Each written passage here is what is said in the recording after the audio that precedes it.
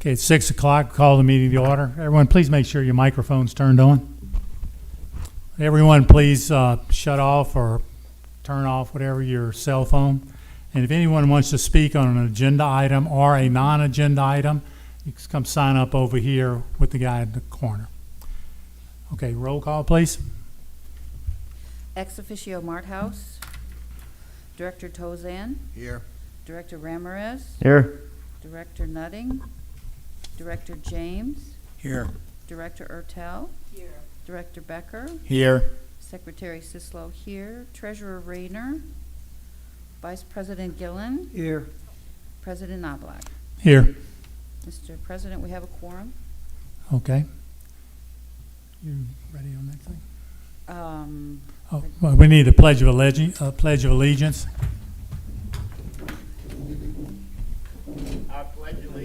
to the flag of the United States of America and to the republic for which it stands, one nation, under God, indivisible, with liberty and justice for all.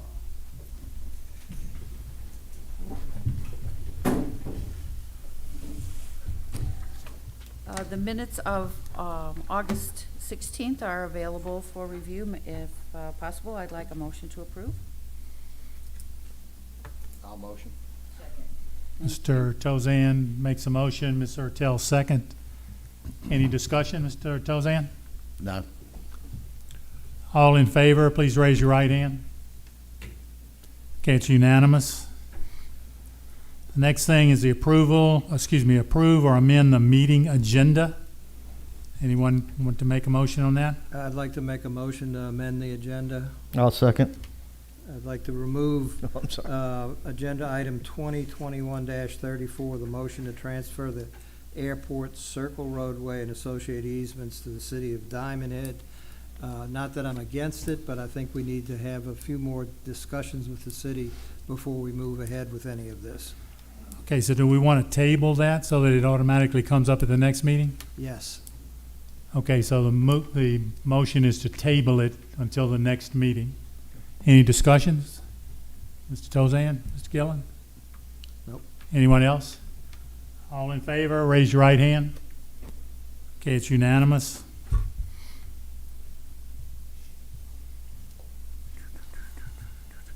Next, we don't have any presentations. The next is the President's report.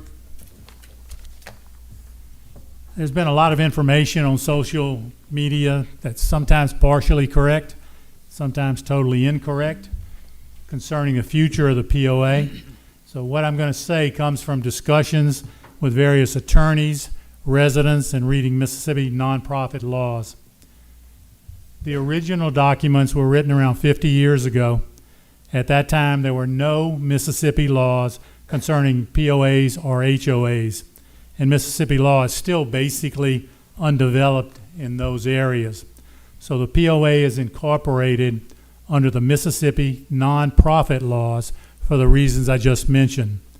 The unique nature of Diamondhead creates other issues, especially now since the city is responsible for certain areas and the POA responsible for other areas. Some of the original documents have wording that either contradicts itself in various other documents or at least is open to interpretation. Unfortunately, as far as I know, the wording has never been adjudicated to provide legal answers. Now remember, legal answers. For example, some people believe that all the covenants have expired since the original documents were written over 50 years ago. Amendments to the 30-plus set of covenants were made at various times, so others believe that the covenants expire 50 years after the amendments were made. In 2010, the covenants were moved into the bylaws when a majority of the members who voted approved moving the covenants into the bylaws without expiration dates. As far as I know, none of the above has any specific legal answers. There are numerous attorney opinions about this, but let's remember they're just opinions, not legal answers. Some have suggested that the POA request a legal opinion from the Mississippi Attorney General and then follow that guidance. The Mississippi Attorney General provides legal opinions only to public officials and public bodies, so that approach will not work. Others have suggested that the POA file a motion for a declaratory judgment to get a legal answer. My understanding is that when requesting a declaratory judgment, every property owner would have to be served notice, plus all the mortgage companies that have an interest in a piece of property. There are between 4,500 and 5,000 parcels of property involved, so that approach is basically impossible to do. Just about everyone seems to agree that, one, the POA exists in perpetuity, does not just go away no matter what legal answers are eventually determined, and two, the POA has a fiduciary responsibility to run and maintain the estimated $15 to $20 million in amenities that we now have. If you're on a board of a nonprofit corporation, each board member is actually required to act in the best interest of the corporation. That's an interesting concept to remember. Part of the original documents state that board members must do whatever they can to collect sufficient dues to maintain the amenities. That's actually written in some of the documents. Based upon what I've just said, the POA is continuing its fiduciary responsibility to collect dues for the maintenance and operation of our amenities. I would expect that the side that loses the initial case will appeal the ruling, and a final determinative judgment will have to come from the Mississippi Supreme Court. My guess in this is that the legal process may take several years to get a final determinative judgment from the Mississippi Supreme Court. Our community needs these answers, not just attorneys' opinions, so that we can move forward in whatever direction that the legal answers provide. Some people have told me they just want the POA to go away no matter what happens to our community. I'll repeat that. They just want the POA to go away no matter what happens to our community in the future. Think about that one for a moment. Okay, what would our community look like if the POA magically disappeared tomorrow along with all our amenities? Would that make our community more or less desirable place to live? The POA is looking forward to getting legal decisions from a court case that provide legal guidance on the future of our community. Thank you. Next, we have committee reports. Mr. Ramirez, anything? So the grounds committee is taking a 3-month break. We're going to let things happen and take place, and then we'll go back and meet again and review things. Safety committee has had an issue. I had all of the safety information on my computer, and I had a computer crash, and so I'm trying to get some experts to be able to pull out whatever they could. Then on top of that, there was another meeting scheduled at the time that I had the safety committee meeting scheduled, so I had to cancel that one. So this month I have no committee report to, no committee meetings to report. Okay, Mr. Becker? Yes, the golf committee met on September the 9th. Some of the topics that were discussed were shrinking greens on the golf courses, update on the sand trap practice area. We were told by the course superintendent that he hoped to open up the sand trap practice area and that green at the end of this week, weather permitting. The 13 Cardinal was discussed in the continued pond issues. We met with Elliott Holmes and discussed that, and hopefully we made some progress in that area. And the new ladies' tee on number 5 Cardinal, some of the dirt has already been placed there, and they're working on that. Those are some of the things we discussed. Is that it? Yes. Mr. Gillen? The admin committee did not meet this month, nor did the Marina and Airport committee, but I do have a couple of things to report on the Marina. We met with the engineers who are helping with the bids for the new docks, and it was decided to remove the demo of the old docks from that project and bid that separately. And what it will do for us, it'll speed up what we need to get done. Having the demo is much cheaper, and we don't have to go through some of the jump through the hoops that we have to get the floating docks done. So that should go out anytime now, and hopefully within the next month we'll see some progress on that. The floating docks are making progress, and we should be seeing that go out hopefully soon. One thing I do need to talk about a little bit is that if you remember, we have a contract with USDA, and with the reason we have that is they are handling trapping pigs for us over by the runway.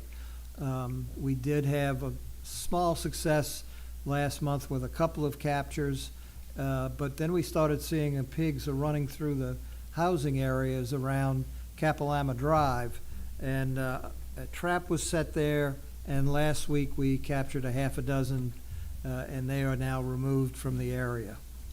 There was also the hurricane tore the windsock at the runway off of its stanchion, but that has now been repaired.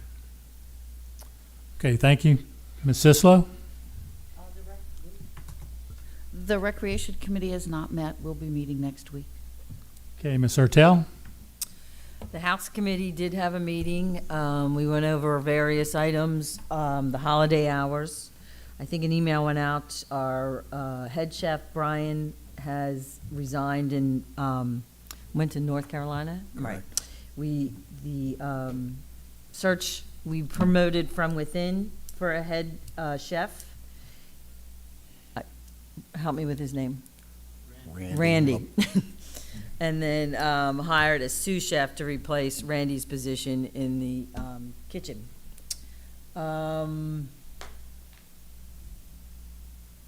That's all. There's several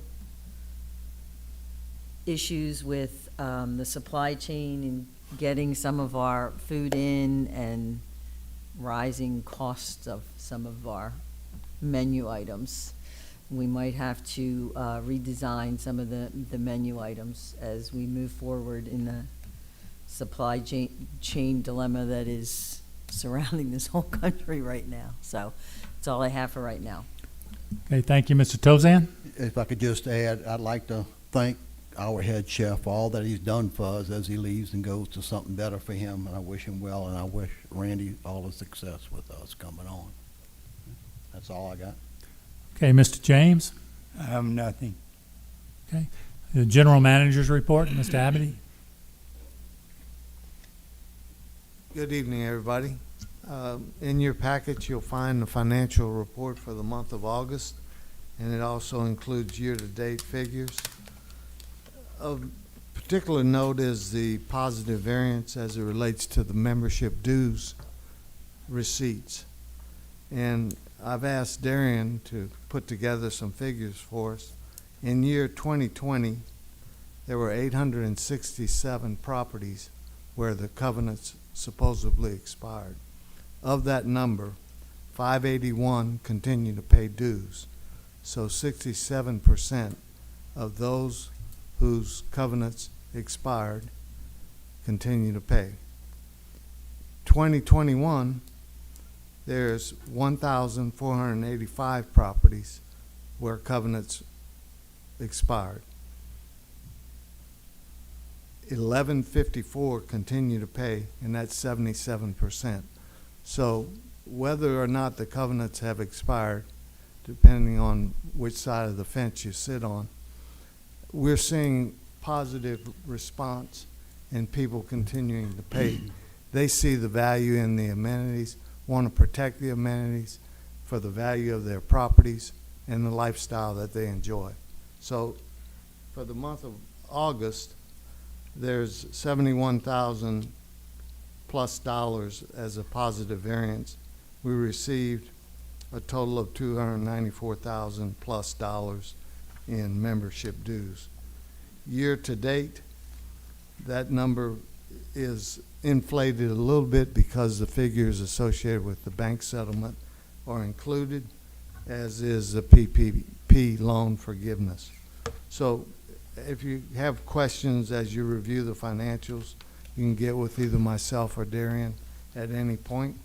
Also included in your packet, the second page, is the amenity use. And we want to keep in mind that we've had an unusual amount of rainfall, including the threat from Hurricane Ida. Thank God we were spared much damage. I think we only had 5 trees or so that were knocked to the ground, unlike Zeta from a year ago. The next page, I've asked the golf course superintendent to give me some statistics on rainfall. Everybody might be interested to know that for the year to date, we've received 97 inches of rainfall. And looking up records, an average year in this region is about 68 inches. Challenges, as Ms. Ertel was referencing in the food and beverage department, isn't just in the food and beverage department. It pertains to all businesses. And we have 36 holes of golf and practice facilities, and we're operating with 14 full-time employees and 5 part-time. Industry standard would suggest for that much land and maintenance, you would generally have 30-plus employees. So Dan and his staff are doing one heck of a job with a total of 19 compared to industry standard of 30. The challenge in finding people is evident because the marketplace is ripe if you want to work, but the problem is there's incentives not to work. So I think this is still America, but it's an unusual circumstance and we're challenged with it. The packet goes on. I've included proposed pricing of everything from member dues, golf memberships, tennis memberships, pickleball memberships, croquet memberships, swimming pools. And those 2 sheets are to prepare you for our next budget workshop, which is, by the way, going to be scheduled September 28th. And I'll send an email out probably tomorrow to hopefully you can put it on your calendar. The next page in the packet is the results of the collection effort of past dues.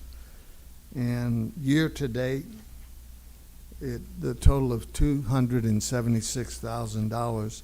Much of that is due to the efforts that Ms. Kinsley and others put forth in putting together payment plans as options to those individuals who fall past due and find themselves in a bit of a crunch.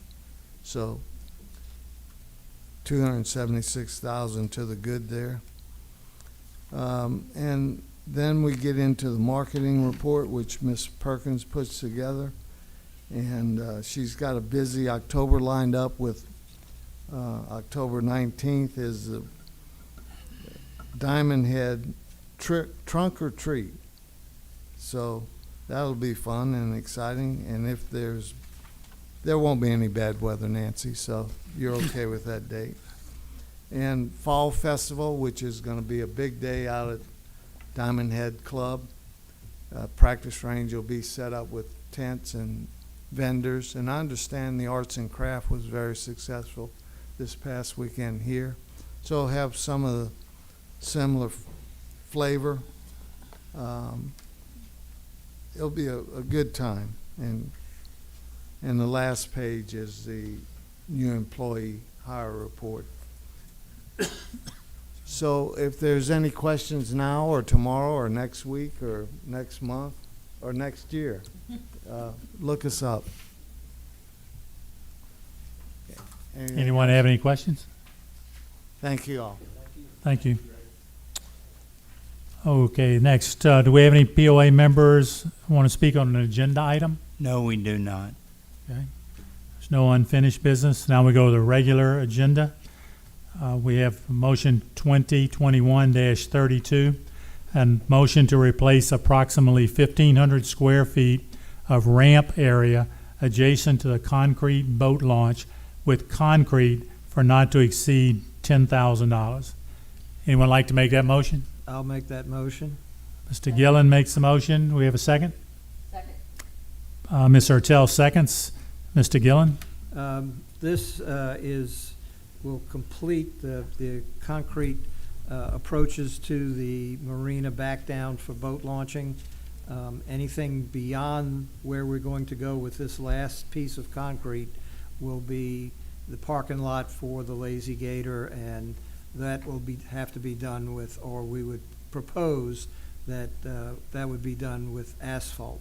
This concrete will finish up that area that gets the most amount of abuse from the trailers and from backing down and coming out with the amount of water that's put onto it. So this should give us a boat launch area that will last for quite a while, will be a good addition to the new floating docks, and will enhance the whole area. Anyone else have any questions? Jerry, is this the same company that did the last piece? Yes, it is. They did an excellent job. They did. Very good. And once we do this, I am correct, right, that when a truck pulls out from launching their boat or goes in, they'll now be on concrete all the time instead of asphalt and You're rocks. correct. They won't act, well, they'll pull out onto the asphalt once they begin to leave. Right. But this gives everybody a place where when they're making the turns or, preparing to come in or leave, that they'll be on concrete. Okay, any other questions? Okay, we'll call for the vote. All in favor, please raise your right hand. Okay, it's unanimous, so this passes. And we have motion 2021-33.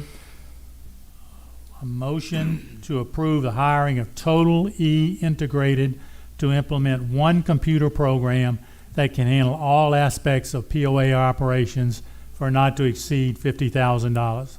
Someone like to make that motion? I'll make the motion. Mr. Tozan makes the motion. Do we have a second? I will second. Mr. James seconds it. Mr. Tozan? Yes, if the program presents or does the job that's presented, then it'll solve all of our problems with our 99% of them, with our ability to manage all of the functions of the POA. It's a program we really need to invest in. I understand that also some of the costs will be offset by the costs we're expending with the current program that does not meet our needs. So I think it's the right way to go. Anyone else have any comments? As I understand it, so there's the initial cost, but then what would be paying in a monthly fee is really close to the same thing as what we're paying at the present time.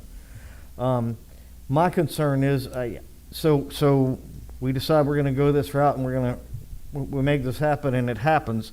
I don't want 6 months or a year from now for us to come back and come up with something else that, hey, this looks better. So if this is what we want to do, we need to make sure it's what we want to do and stick with it. Okay, I can tell you that over the years, the POA's implemented 5 different software programs to handle specific services. Right now, we use something called Toast for the point of sale at the club. We use Easy Suite for the point of sale at the golf shop and banquets. We use Square as a point of sale at the marina, tennis, pools, and recreation. We use Jonas for property management database, and we use QuickBooks for accounting. Unfortunately, they don't talk to each other. Okay, so if you want to look up something, you do it here. Then you want to find something else related to it, you got to go out and go over here. It's a what's a politically correct term here? It's interesting, convoluted something or other. Okay, it's over the years they've done different things. Different boards have done different things. So this is actually an attempt to put it all together with one up-to-date thing. This would be a single database that integrates property owners' actions in every line of business in the club. Okay? This centralized database feeds every department in real time so we can actually know what's going on rather than have to wait a little while to do it. Each section is in a modular form making it easy to integrate the departments, and you can implement modules in stages as needed. You can also modify one of the modules if you want to do that. It takes 44 days to do this transfer. Okay, they have it all written out. They have people that'll help them do it. But if everything goes right, it takes 44 days to go through that. And I can tell you, Mr. Darian McGinnis, the controller, and then a consultant from a software company vetted this company and went around, looked at all different kinds, and this is the one they recommend. Mr. McGinnis does not have any financial relationship to this company, neither does the software other individual. Okay, so you may see that written somewhere or other, but that's simply not true. So this is something that we need to do, okay, in my opinion. We've got the money at this time to be able to do something like this. So let me make something clear. When I was making my statement a minute ago, I'm not saying it's the wrong thing to do. I really, after listening to what Mr. McInnes and others have said about it, I think the program is really good, and I think it will work very well for us. I just want to make sure that it is the right thing for us to do. I Go on. just want to say real quick, it seemed to me in the review of the literature that it's not something that nobody uses. It's being used by large organizations that have very similar functions to ours. So to me, that really represents the fact that we're choosing something that's similar. We're not just picking any old program. Right, some of the other places that use it, I'm doing this by memory, Hot Springs Village, Arkansas, if you know anything about it, Hot Springs Village, which is outside of Hot Springs, Sun West City, one of those Sun City type things. There's a couple of other ones, I can't remember all of them. Desert Mountain, and there's 3 or 4 other ones that are big time things that use this one thing, so they know about the whole. You can look in one place and figure out what's going on, and we really can't do that at the moment. I also think it's going to give us reports and information that we need. We often ask the question of how much, how many, who, and by having everything all fed into one place, we'll have a sense of who spent what, where, for how much, and how many real tennis things are happening, or how many wing purchases are taking place by non-members. I think it'll give us the kind of information that will help us really understand our business. Mr. Becker? It's my understanding that none of the computer software programs or hardware we're using now is specifically designed for homeowners associations or country clubs, and that this one is, correct? And I think there's another point on that. I just remember this. From some of these, for instance, I'm not going to mention names, but some of the things that we're using now, you have to buy your hardware directly from them. That's it. They don't make it, but they put their name on it, but then you got to buy it from them. This is, I don't know, open source, is that what it's called? Or anyway, you can buy just a generic computer to do it, to do these things. So this makes a lot more sense in my estimation. Mr. James? Actually, we can use some of the existing hardware, if I'm not mistaken, as well. That's correct. Any other questions? Okay, we'll call for the vote. All in favor, please raise your right hand. It's unanimous, so it passes. Thank you. We tabled the next one, so the next motion is 2021-35. A motion to purchase an ice machine for the club at Diamondhead for the Oak Room in latitude 30 for not to exceed $7,500. I make the motion to purchase the ice machine for the club not to exceed $7,500. Mr. Ertel made the motion. Do we have a second? I'll second. Mr. Tozan seconds. Ms. Ertel? The current ice machine that we have is 8 years old. It's doing its job, but it cannot keep up with the amount of business that we have between the Oak Room, latitude 30, and the ballrooms and the outside patio. The ice machine that we have cannot keep up with the amount of business that we have, so we need a second ice machine. Any other comments? No other comments, so we'll call for the question. All in favor, raise your right hand. Okay, it's unanimous, so that passes. And the last agenda item, 2021-36, a motion to purchase replacement of broken furniture for the club at Diamondhead. That's the Oak Room in latitude 30 for not to exceed $18,500. Anyone like to make that motion? I make that motion. Mr. Tell makes the motion. Do we have a second? I'll second it. Mr. Gillen seconds it. Ms. Sertel? This is not the furniture that we bought for the outside patio, but this is the furniture that's 4 or 5 years old. Legs have broken, some tables have broken. This furniture is used outside the Oak Room for special events when they have the cigar tasting and bourbon tastings and things like that that are outside where people are smoking. They have them way at that far end of the patio. And because this is our older outside furniture, it has seen its use. So this is to replace that. With ordering it now, it's not even going to come in till like next March or April. Any other questions or comments?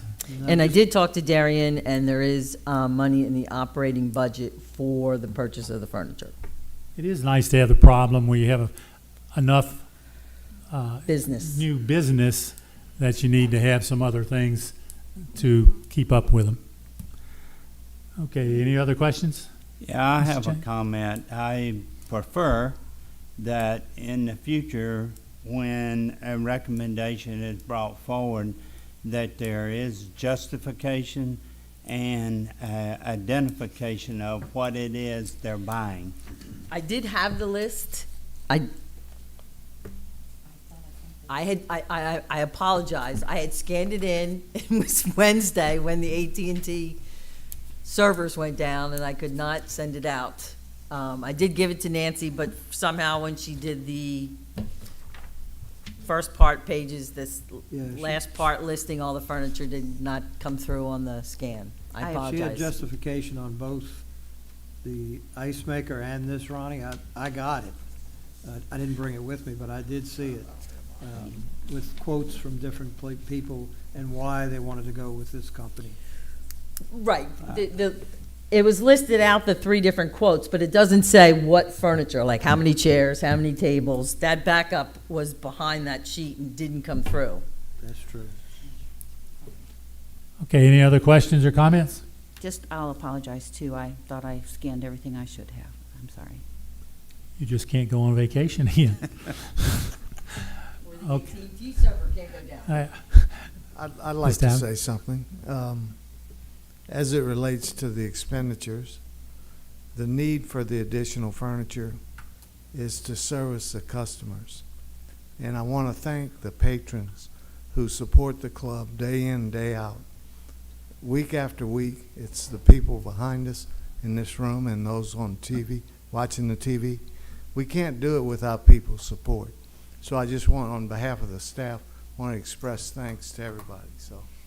I agree, and I asked Chris Rom, the person in charge of food and beverage, how many people they thought they were serving, like Wednesday through Sunday, and he said over 2,000. So that's significantly different than what we had in the past. Okay, we've beaten that one to death, I guess. So now vote. All in favor, raise your right hand. Again, it's unanimous vote, so that passes. The next thing, do we have any POA members to speak on comments on non-agenda items? Yes, we do. Dominic Polisi. Just a reminder, Dominic, when you see the yellow light come on, you got 1 minute. You'll have 3 to start with. You'll have 1 minute left, and when the red comes on, your 3 Right. minutes are up. Okay, thank you. I'll try to keep it within the time frames. I'm the only one though, so let's see. I wanted to start, I wanted to talk about the property values and what you alluded to, Ernie, the amenities and everything. And we know, Diamondhead's demographics have changed over the past 30 years. Some say for the better, some say for the worse, whatever. But that's kind of what leads me to what I wanted to talk about. We all know Elliott Homes is coming up. There's 2 big residential developments happening right now. We have Elliott Homes, which I was saying is like affordable living.